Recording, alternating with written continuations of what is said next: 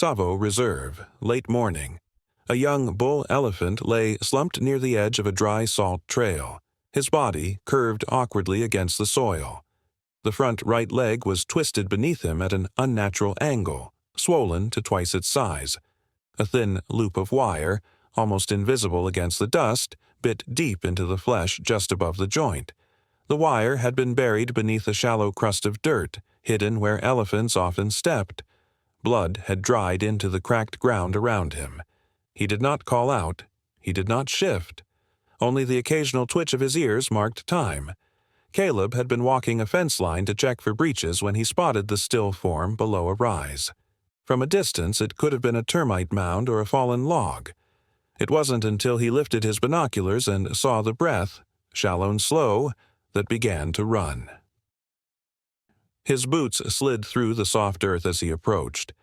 The elephant's eyes were open but unfocused. His side rose once, then paused, then rose again, weak and slow.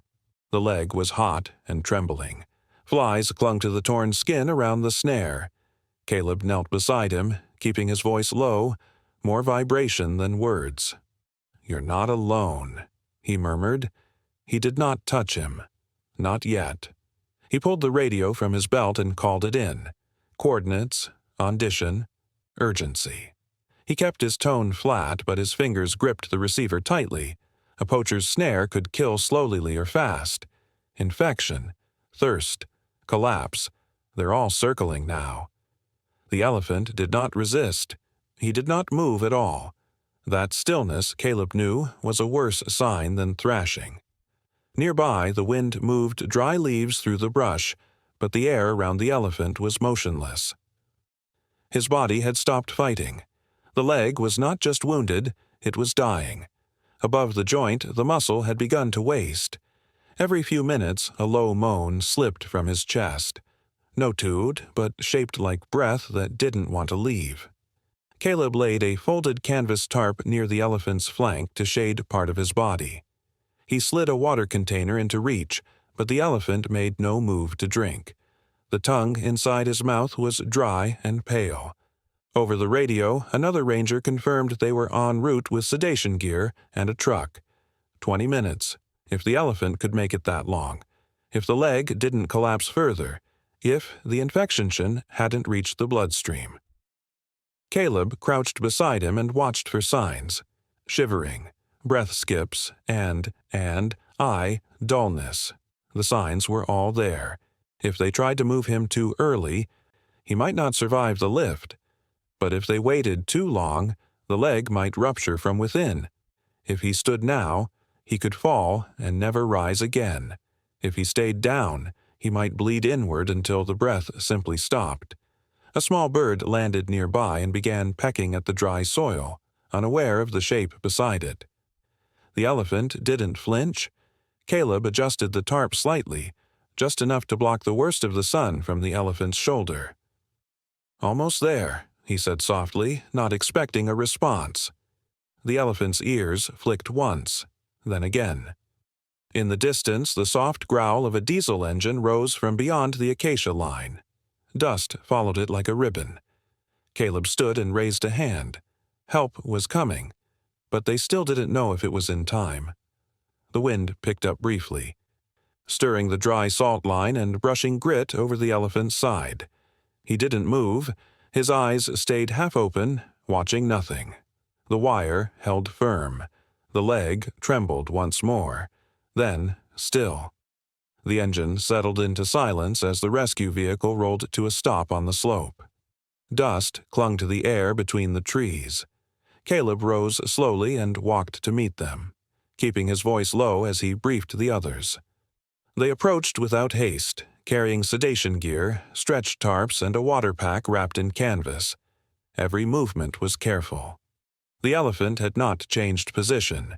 His eyes remained open but dull, and his breathing was shallower now, each rise of the chest barely clearing the dust. Two of the team knelt beside the injured leg, scanning the snare. The wire had burrowed deep, nearly hidden beneath swelling and dried blood. Pus wept from one side. The skin above the joint had darkened to a thick, unhealthy gray. The snare had likely been on for days. The elephant had dragged himself for at least 100 meters before collapsing here. They knew because the marks in the dirt were still fresh, long weeps where his side had pushed through the earth, ending at this exact resting place. Caleb stood at the elephant's head, watching for signs of stress. A flare of the nostrils, a flick of the ears, but the animal gave neither. His trunk lay still, curled toward his chest like a drying leaf. Every few minutes his back leg would twitch once, then fall still again. The team had only a small window. If they sedated him and he panicked, he could rupture the muscle completely.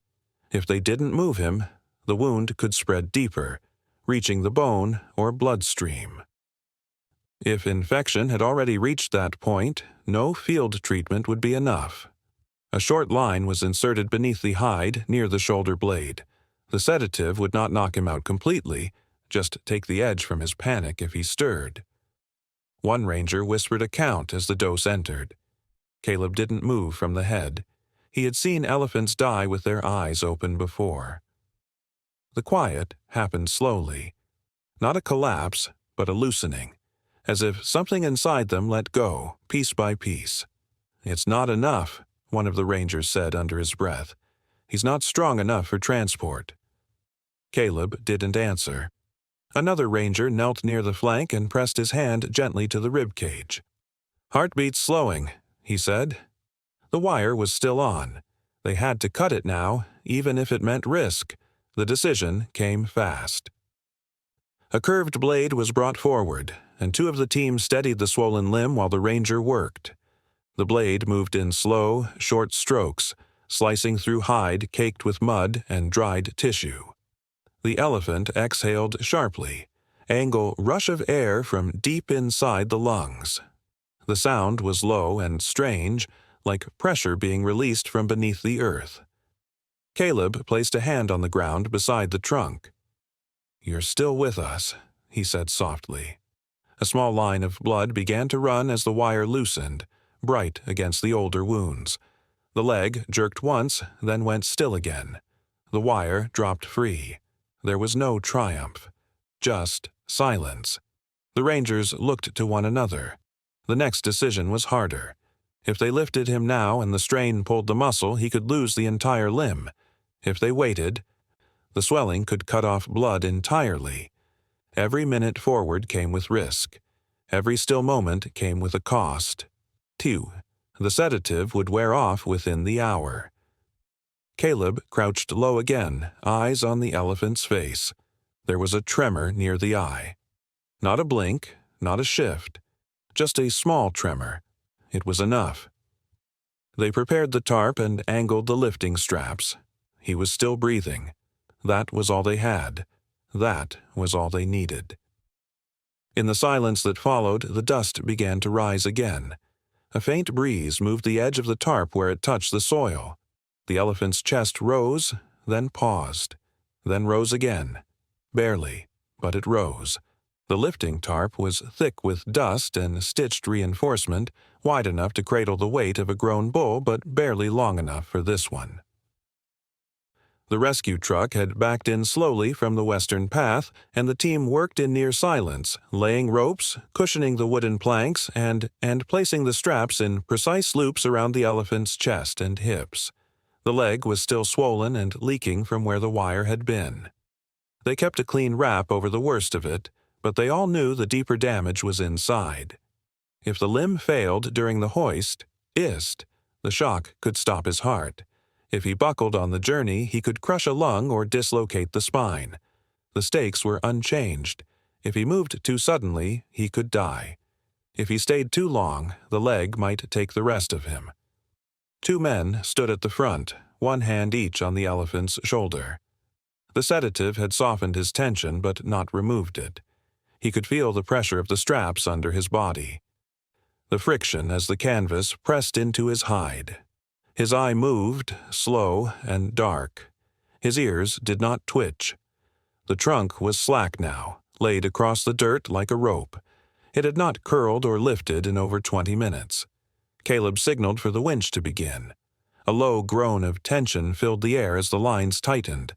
The tarp began to shift, pulling the weight of nearly 3 tons from the earth. The first inch was the hardest.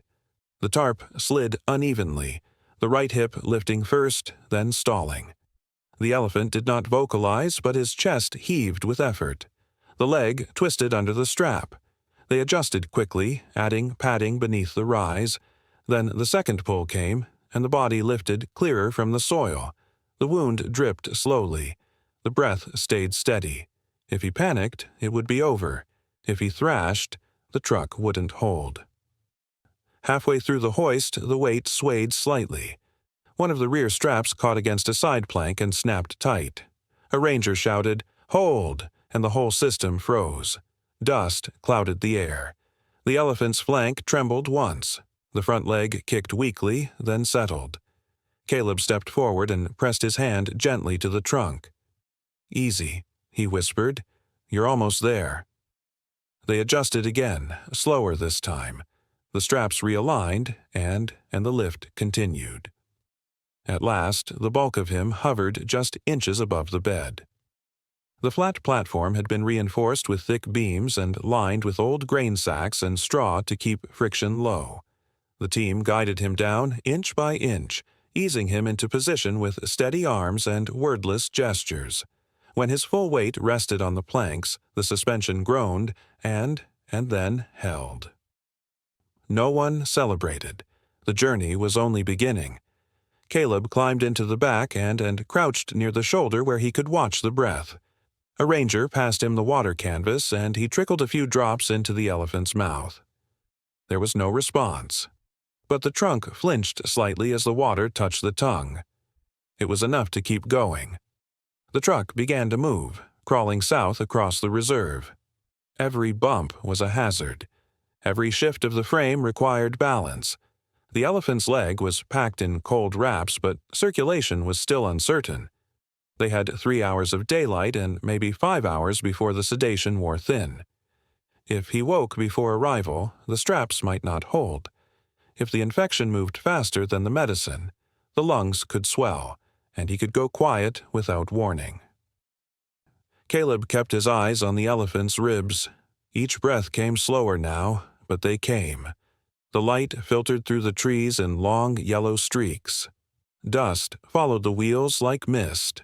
In the quiet, the only sound was the soft creak of the ropes and the breathing of a creature carried not by force, but by the smallest thread of survival. And still, the truck moved forward. At the edge of the sanctuary compound, beneath a canopy of dull canvas and rustling shade trees, the elephant lay in silence. They had lowered him onto thick layers of straw, piled high to ease pressure from the injured leg. The truck's journey had ended without collapse, but that had been 3 days ago. Since then he had not stood, not once, his body pressed into the bedding with a weight that seemed fused to the ground.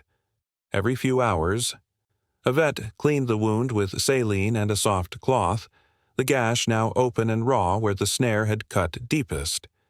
Antibiotics were given through a line just behind his ear. Fluids by tube, nothing by will. He had not lifted his head. His mouth remained closed except for the moments when someone gently pulled the lips apart to trickle water in. His trunk lay stiff beside him, the curve fixed in place. The leg was no longer bleeding, but the swelling had spread along the belly and warmth pulsed around the joint. His skin, once thick and ash-colored, had turned dry in patches. Flies still hovered, brushing the corners of his eyes. He did not blink them away. Caleb came every morning and sat near the edge of the pen, his arms resting on his knees, watching the rhythm of breath. There was nothing urgent to do. Just be there. The team rotated through the shifts.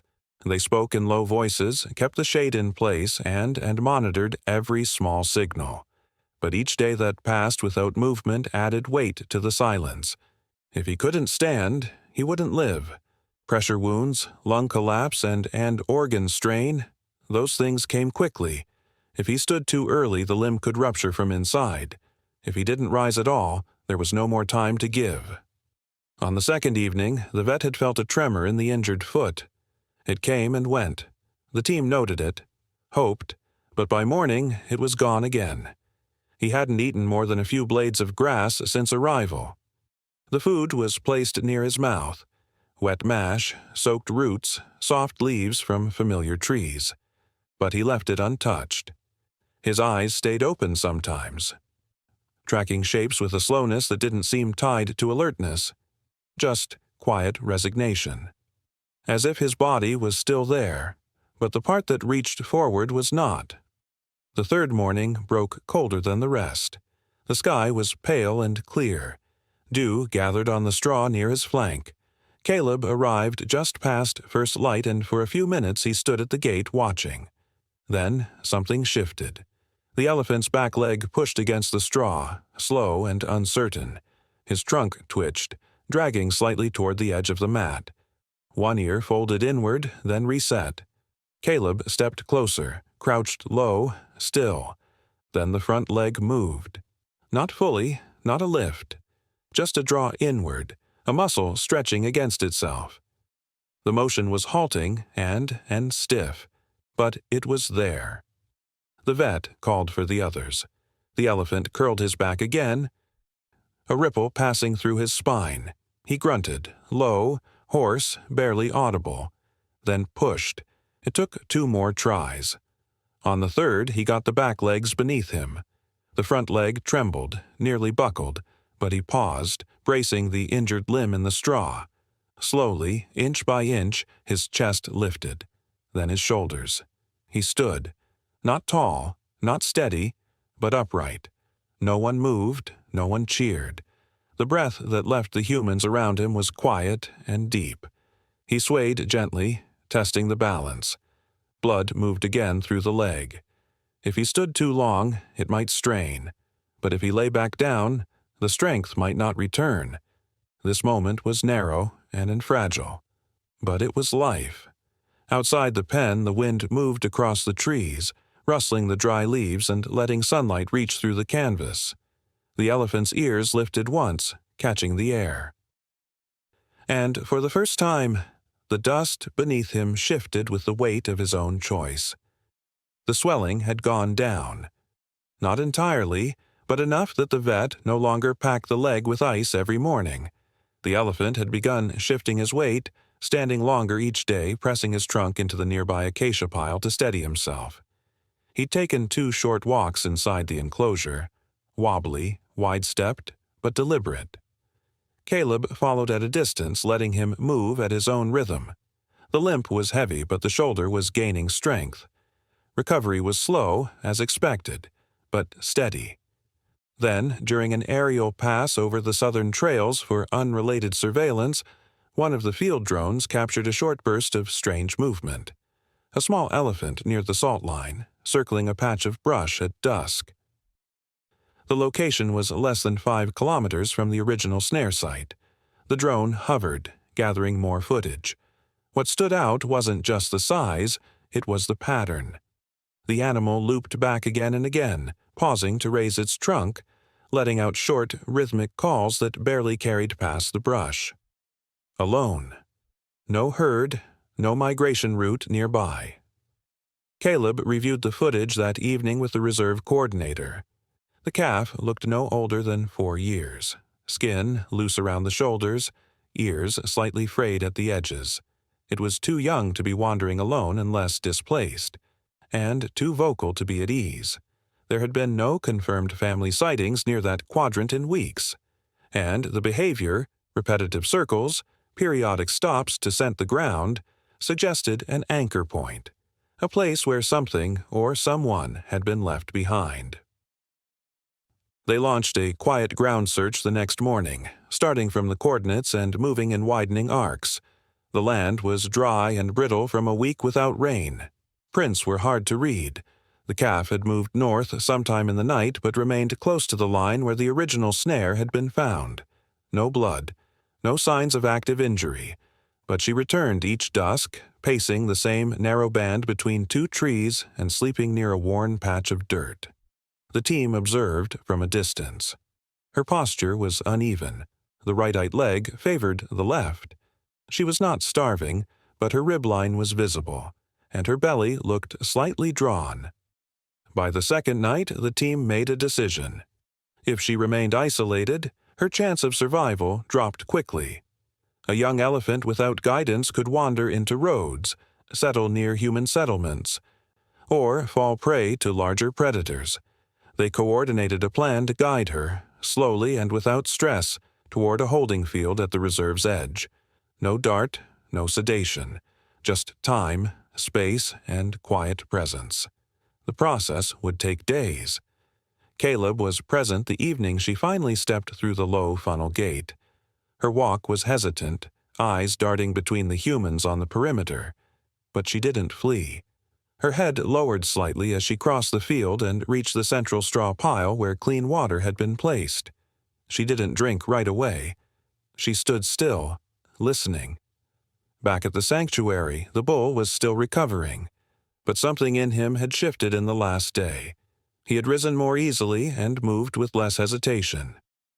When the calf was mentioned aloud that morning, Caleb had spoken quietly beside him. "She might know you," he said. The elephant's ears moved once, then stillness. What was at risk hadn't changed. The leg could still relapse, infection might return, and introducing another elephant carried its own uncertainty. But something rare had surfaced between 2 points on the map, something beyond wounds and shelter. And in the evening light just outside the holding pen, the calf lifted her trunk once more and called. The sound moved across the reserve like breath over dust, soft, shaped by memory, and unanswered. For now. The gate creaked open just after sunrise. Light moved in narrow strips across the holding paddock, brushing against the edge of the straw and catching the outline of the smaller elephant. She stepped through with slow, measured steps, guided by the scent of water and the calm body language of the rangers around her. Her ears twitched frequently, not in panic, but in alertness, scanning every rustle, every shadow. The walk from the outer edge of the reserve had taken nearly 3 days, paced by patience and silence. She had not fought, she had not run, but neither had she rested fully. Her steps had always pointed forward, toward something she could not name but seemed to know. The sanctuary team stayed back, giving her space. She paused near the center of the compound, trunk lifted toward the fence line. The air smelled different here, saltier, thicker with hay, and laced with old antiseptic. She turned in a slow half-circle, lowering her trunk to the soil, testing it. Then she walked toward the shaded area at the far end, where the larger enclosure began. The bull had been standing since early light. He was not pacing, not feeding, just standing. His front leg was still bandaged, but the swelling had eased enough to allow more weight. For days, his energy had risen in small increments, steps forward, longer rests on his feet, soft rumbles late at night when no one was near. But he had not vocalized in anyone's presence. Not until now. The calf crossed the halfway point of the enclosure. Her steps slowed, and her body leaned slightly left as if unsure whether to continue. Her trunk flicked once, then lowered, and then the bull made a sound. It wasn't loud, it wasn't even clear at first whether it came from him. But Caleb, watching from the outer post, knew immediately. The rumble was low and sustained, almost like breath vibrating through bone. It rose from deep inside the chest, reached outward, then tapered back into silence. The bull did not move. He simply stood, eyes forward, ears still. The calf froze, one foot half lifted. Her body shifted forward a few inches. Then she answered. Her own call was softer, more uneven, but unmistakably shaped in response. She took another step forward, this time faster. Her head lowered slightly. The gap between them closed in slow motion. Neither animal touched the other. They didn't need to. Their trunks moved in parallel, almost touching the ground, and the silence that followed felt older than anything the rangers could explain. What followed was not dramatic. The calf did not cry. The bull did not reach. But they stood within a few body lengths of each other for nearly an hour, and for the first time since the injury, the bull moved without hesitation, pivoting his weight, stepping once to the side to face her more directly and shifting just enough to indicate presence. Not dominance, not protection, just presence. Caleb wrote nothing down. There was no report for what happened, but he marked the time. 2 elephants who had survived separate wounds, one of the body, one of the mind, were no longer alone. What this connection meant for healing was unclear.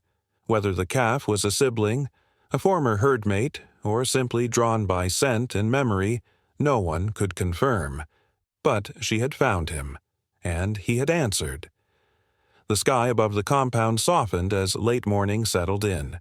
Dust rose gently from underfoot as the 2 elephants shifted closer, their shapes silhouetted by the thin sun filtering through the thatch.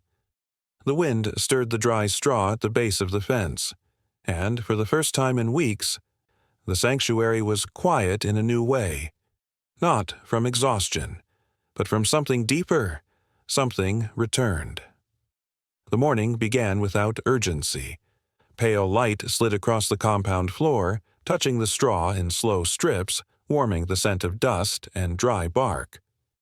The calf was already awake, shifting her weight from side to side in quiet rhythm. She had slept close to the eastern wall, her flank pressed against the shadowed stone, and now her trunk brushed lightly across the soil, drawing small half-circles that faded as quickly as they formed. No one called her. No one moved toward her. The humans nearby simply waited. At the far side of the enclosure, the bull stirred. He'd been rising more easily, but his movements were still careful. First the front leg, testing pressure, then the back haunch, lifting with deliberate patience. This time, though, something was different. He did not pause to lean against the shelter wall. He did not shift in place or return to standing still. He turned. Across the short stretch of open space, the calf raised her head. She had not made a sound. Her posture changed subtly, neck extended, ears lifting just enough to listen. The bull stepped forward. One slow step, then another. No limp today. The bandaged leg was held beneath him without strain. The muscles trembled slightly with each shift, but his body remained balanced. He did not move toward food or water or shade. He moved toward her. The rangers stood still beyond the enclosure, watching. Caleb, closest to the gate, said only, "Let them." And no one followed. She didn't run to him. She waited until he reached halfway, then met him there. Their trunks touched briefly, not with urgency but with weight, resting lightly, then parting. The calf circled once, small and slow, and the bull matched her turn. When she walked toward the edge of the fence, he followed. For the first time since his rescue, he walked not because he needed to, but because something ahead of him moved with meaning. His gait was still uneven, the injured leg dragging slightly on turns, but the steps came steadily. Around the inner loop of the compound, the 2 shapes moved in quiet parallel. They did not touch again, but their spacing held, never closer than a breath, never further than a thought. This was not play. It was not displayed. It was motion, held together by something simple. A memory, maybe. A rhythm remembered. Whatever it was, it pulled the bull forward again and again, each step reinforcing what the last had begun. His shoulders rose more fully. His tail swayed once at the end of a turn, and when the calf stopped to brush her trunk across a dry patch of bark, he paused just behind her, close enough to feel the dust from her movement, but far enough to wait. The walk lasted nearly 20 minutes. When they returned to the resting space, the calf lay down first, curling into the straw with the slow certainty of a creature that had earned its place. The bull remained standing for several minutes longer. He turned once to face the outer gate, then lowered his head, and slowly, without prompting, he eased himself to the ground. The compound stayed quiet for a long while. No one approached. There was nothing to measure. No vital sign was more important than this. They were walking again. Together. Outside the fence, a wind began to rise across the low plains. It moved gently through the grass and rustled the thin leaves at the tree line. Dust lifted, then settled. In the stillness, two shapes rested side by side in the light. The dry season had set in early that year.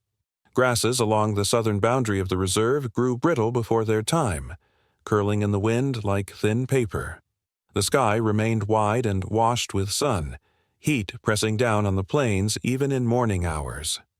Rangers marked patterns on the dust, prints of zebra, buffalo, and the quiet tracing of smaller calves returning to known grazing paths. And in the center of it all, beneath the ridge that had once concealed a snare, two elephants stood just beyond the final post of the sanctuary gate. They did not hesitate. They did not look back. The bull moved first, broader now, scarred but strong. The leg that had once failed him still bore weight unevenly, but the muscle above it had returned.